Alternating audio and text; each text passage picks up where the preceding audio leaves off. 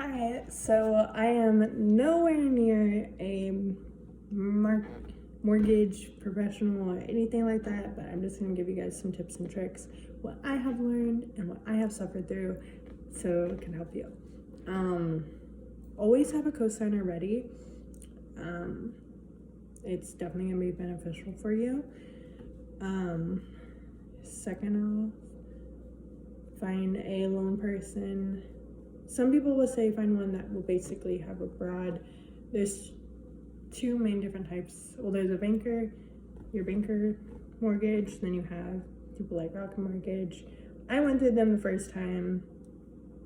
Again, no professional, but I would recommend it. They weren't very nice to my realtor. And they actually, I've been having issues with them putting my name out there.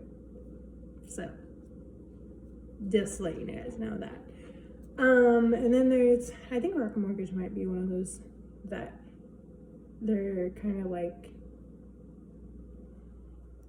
a mall for mortgages. There's stuff like that, like where you can select, they can look over different ones and see different rates from different companies type of thing. So there's those. Just kind of pick which one you think will fit best. Definitely have a credit score of over at least 640 to just get, pretty decent rate. I mean, you probably won't even qualify if you have anything less than that. Maybe 620, but I'm just saying. It's gonna be very difficult. And they might actually at the end of the time have you pay off something. I've had that happen my first mortgage, which is this house that I'm in right now. So my first hurdle was I have an LLC. If you have an LLC, it is a pain in the butt to get a mortgage, so getting a cosigner is your friend, okay? How my tax people basically had it, and also talk to your tax people if you do have an LLC, to kind of adjust everything towards showing like what will help you to get a house. So first mortgage, my LLC, and then there's me. And they were approving a lot on my LLC and not for me. So without cosigner, it sucked. Okay. So that makes sense. That was kind of my first hurdle for this one. This now one is I just got a whole new LLC, and I moved states from California to where I'm at now because the tax packets are totally different and totally more helpful for me. So you're basically, since I switched states, you have to use, I think, 2 years before that one actually will qualify for a loan. 1 to 2 years, depending on who you're working with. So they couldn't use any of my income from this year. So it sucked. So another cosigner, luckily. We had to go based off of their income, and yeah. So it had me qualify for a lot different than I would have qualified now.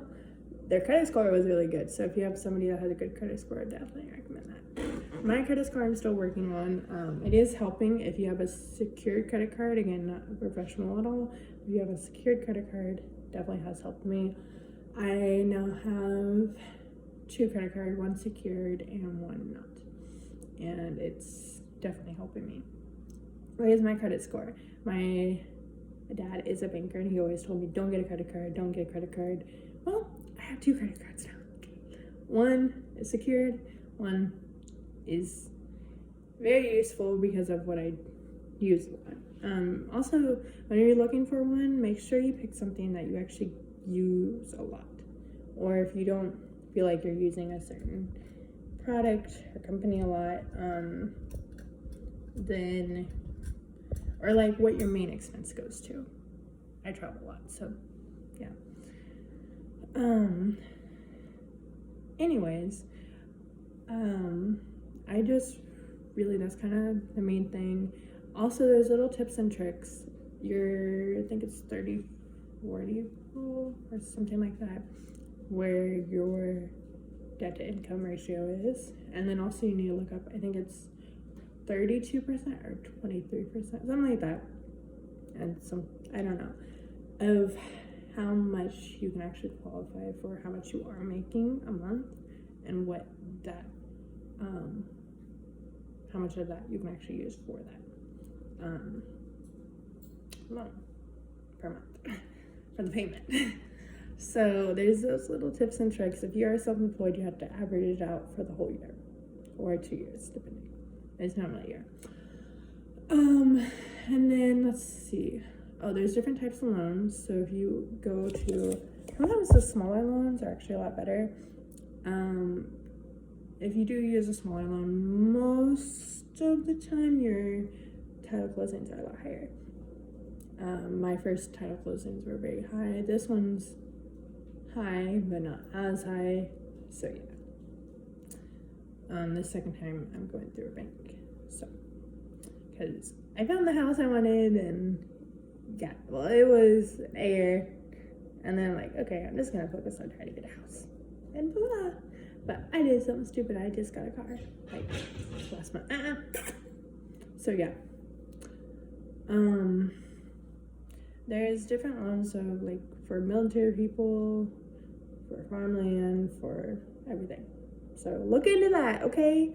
Again, not a professional, just giving advice from what I've experienced. Make sure you have, and look up other videos, because honestly, little stuff will help. And if you don't think you can find a coastliner, work at it really hard. And try to keep even just your normal payments down. Because I'm trying to save money. The next 2 months, possibly 3, are like vital for me to basically barely make much on spending. And I travel a lot, so spending is a high thing for me. So I'm hiding them. No, I'm just kidding. They have all my information. So yeah. That's all. Just work on your credit. And it is the simplest things. Also, the FHA, whatever, first time home buyers, honestly isn't as perky as you think it is, because I tried it for it and it did not help me. So that's just a word of advice also. Really look into the loans and know if they're actually, all these trends out there about loans are not as easy as you think. They just want you to get there so they can get you and get you qualified. Oh, and this is another thing. Sometimes you make your closing costs go down by having credits. Okay? It is easy, and it's also very hard. There's buyer, seller credits, whatever. You can sometimes do that as well. Most of the credits are going towards fixing stuff in the house. This place I did get is pretty much newer. The next one, it's a fixer-upper, okay? So I have a lot to do on that one. Hopefully we're gonna get credits, but we'll see. But yeah. So there's those, but they're really hard to get.